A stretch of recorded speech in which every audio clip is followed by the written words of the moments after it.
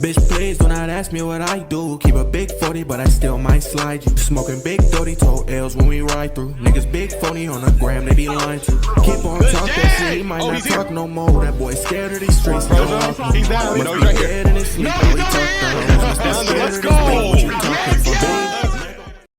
What's good, everybody? It's your boy Lace on a case, and today we talking about the teams that can't be replaced. And what I mean by that is the top 5 most compatible / viable teams in My Hero Ultra Rumble. So for those who don't know, My Hero Ultra Rumble is a battle royale game with My Hero Academia characters, and there's 3 people on a team. Each person picks a character from My Hero. So far they only have a certain amount of characters in the game, but your team can be better or worse depending on how well they mesh together.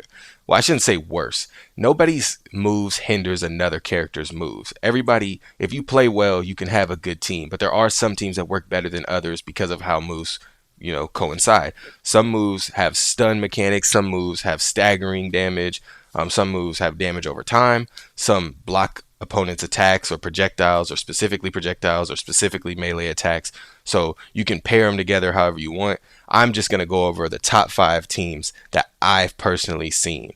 And I do say I'm a pretty good player. I am ace rank and #1 Dinky in the world. So I think I have room to speak on this topic, but I could be wrong. And if you disagree with me or agree with me, let me know down below in the comments.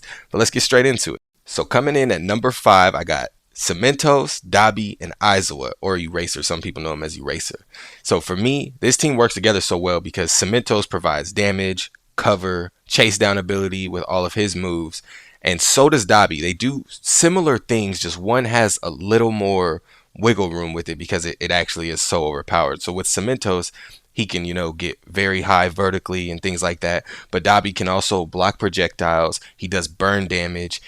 Some people try and say he's slow, but he has the best movement tech in the game outside of probably Isoa maybe. So I don't know where the slow comes from. He easily can chase. He's the best person at chasing people down. If you start losing your life to Dabi, you will never get it back. You can't run away from him fully. Well, on the new map, you can a little bit. I guess we could talk about that too. The new map is a little different for Dabi because it's not as open and you have a lot of places to get away from his tracking fireballs, but they do come in handy very well. But the thing that makes this team work together so well is Isoa, because with these 2 people, you can typically just use a special move to get away. Certain characters have special action that can let them fly. Dinky, for example, has a dash where he gets 2 dashes. Isoa can cut that out and you have to eat that damage directly, and most of their moves you cannot roll out of. So you have no real way to get away from it. Every time I run into this team, which actually isn't very often, I think it's been like 4 times now, but it's very hard to get away from them, and it becomes extremely annoying, and they can stay alive for so long because they block projectiles, they have barriers, and Isoa is just the wiggle god. This nigga can run away forever. So coming in at number 4, you guys are going to see this as a reoccurring theme, but Toga, Isoa, and Shigaraki. Now, I'm going to speak on Isoa real quick. Just the reason he's going to be on so many teams is because his ability to take away your opponent's moves is god tier. It works so well, and if you guys are communicating, it's very hard for any team to fight against it. He doesn't need to be on every team, so don't think every team's going to be on it, but he's going to be on a lot of teams because he's just one of the best team players in the game. But as far as what he can do for this team, Shigaraki's moveset is very limited without an Isoa, because he can only hit on the ground. So you can fly away or just get away from him for a second and shoot him with projectiles from afar, and he's kind of out of the game. But Isoa forces them to eat all of that damage. And then Toga has her knife rush, and she can knock you right back into it. So when you try and use a roll out of it, you're kind of just stuck eating damage. So unless you have an armored character, there's really nothing you can do about it. And there's only so many characters who have true armor. Like some characters' armor, if you take too much damage, you get knocked out of it. When you get shield broke, you get knocked out of it. There's only so many characters who can actually truly armor through, and Kirishima is probably the only real counter for this team. Now, number 3, coming in at number 3 actually, is something that I haven't seen before, but I actually have played, and it is ridiculously good. And if you guys haven't tried this out, you really need to. So it's Shodo, Dinky, and Momo for number 3. I want to start by explaining why Momo makes sense here first, because I'm sure all of you guys can guess why Shodo and Dinky work well together. I mean, it's pretty self-explanatory, but I will talk about it. But contrary to popular belief, Momo's cannons are amazing when paired with characters who can control where their opponent can and can't go. So like Dinky has his lightning. He can set that up somewhere to where you don't want to go in that area whatsoever. And Shoto has a barrier that will hit you for big damage if you try and go past it. On top of that, he can shoot through it, so he forces you to get away from that area. And Momo can put her cannons there, and they hit heavy. So it really, this team can clear out areas so well. But Momo also has a move where she can stagger her opponents, and when you have two people on your team who can stun and immediately kill if they get the stun, that stagger is gold. It works so well together. And then obviously the Shoto and Dinky is they can double stun you, and it does work. It actually works, and there's nothing the opponent can do about it. That's just a character down for only one use of their gamma, and they both have two gammas now. Before it was crazy, but now they both have two gammas. So two characters on a team just get wiped. That's just what happens. So yeah, that's why I put them at number 3.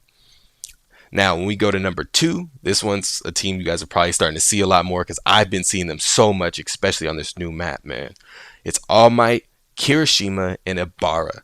This team I've been seeing way too much lately, and you niggas need to stop for real. For real though. Enemies don't get to play the game, bro. I'm convinced this team doesn't take damage. And when you knock somebody, they're right back up in like 2 seconds from either Ibarra's revive or All Might's revive, and they can hit you from across the map. They all got armor moves. It's literally a nightmare to fight against. And I really need y'all to stop playing with these characters, man. The only real con this team actually has is when they're losing a fight, like 2 other 3 characters, they don't have any real means to escape for real. So they're very susceptible to getting third party. Like they get third party hella easily. But outside of that, they do everything. And that's the only reason I'm not putting them in number 1. Now, last but definitely not least, and I don't want to hear no arguing about this, for the number 1 spot, we have none other than Bakugo, Shodo, and Deku, Assault type Deku to be specific. These annoying meta sniper gods can do everything and then some. They can stun, they can snipe, they can fly, they can shoot through buildings, put up barriers, they can pick up down teammates. Like if it's in this game, they can do it. Uninterrupted armored melee attacks, they got it. Damage over time, they got it. Like what more needs to be said about these 3, man? It's OP. Whenever I see somebody playing them, I know they Mickey as hell, and I don't trust them. I hate these people, man. I don't fucking hate fighting these 3. It's ridiculous how good they are. You don't even need teamwork for this to be the best team in the game. It's impossible to fight against them if you're not playing with 3 just amazing players, bro. Like someone could be middle of the road, not good whatsoever, pro 1, and this team can contest with some aces, bro. I'm not joking. It's making me mad just thinking about it. But all right, y'all, that's gonna be the end of the video. Let me know what y'all thought. Let me know if y'all agree, disagree. I'm sure y'all disagree because it is just my opinion on what I've seen, even though I'm cold as shit at the game. And y'all can go check some of the other videos out, man. Follow my Twitch, link gonna be down in the description below. I be playing daily, my nigga. Well, close to daily, nigga got shit to do, but you feel me? I be trying my best to get in when I can. Like, comment, subscribe to the channel, man, and I'm gonna catch you on the next one. Peace out. Yankee with the top down and we be shooting Glock rounds. Play me, you get stomped out. These niggas tryna cop out. Money, I'm always on it. These bitches is always calling. They talking, I'm never bothered. I made it when niggas